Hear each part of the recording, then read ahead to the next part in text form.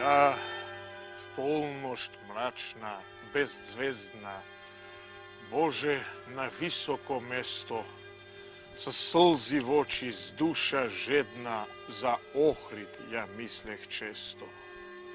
Za Ohrid, stolica duhovna, za tepla vera togašna, kak z duša čista, bezgrešna, Kliment, slavjanska molitva, Božjo predavaše slovo vo Ohrid, vo starata crkva sos obleklo Kirilovo. Kak na svoj jazik naroden propovedal krotko, milo, duh na ljubov, duh svoboden, on kadejki sos kadilo. On v crkva s ljubov, smirenje, on svoje slavensko stado so Kirilovo učenje napojuval staro, mlado. I kak narod gromoglasno stara crkva Ohridska proiznoseše soglasno on molitva si slavjanska. I sega, o Bože, često sos oči vlažni, slzlivi od tova visoko mesto, praštam ti tepli molitvi. Pastir, pratim duhoven, da pasit slavjansko stado, so duh naroden, duh svoboden, da utešit staro i mlado.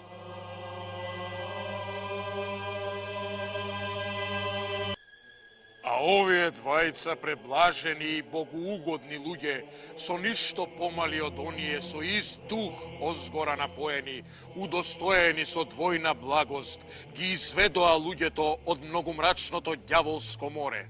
Mislovni od faraon Gopotona, ja istrebija seta negova sila.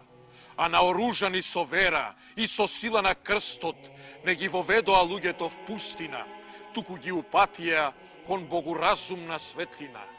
I otkako go prevedoa dvojno zakon od Božji, mu go predadoa na novi od narod, sozdavajki mu bukvi.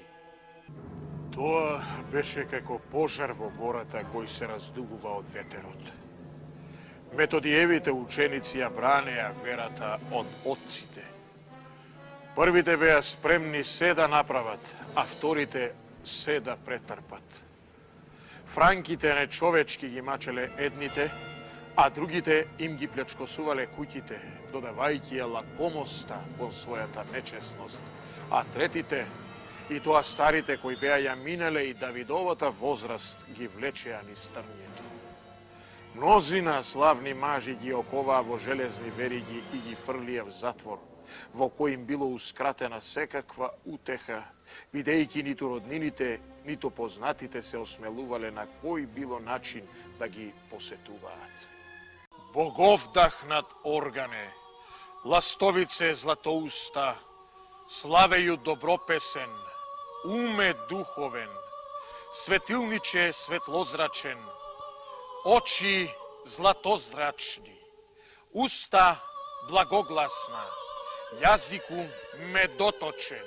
Клименте, светителу, моли се за оние што ја слават Твојата света памет.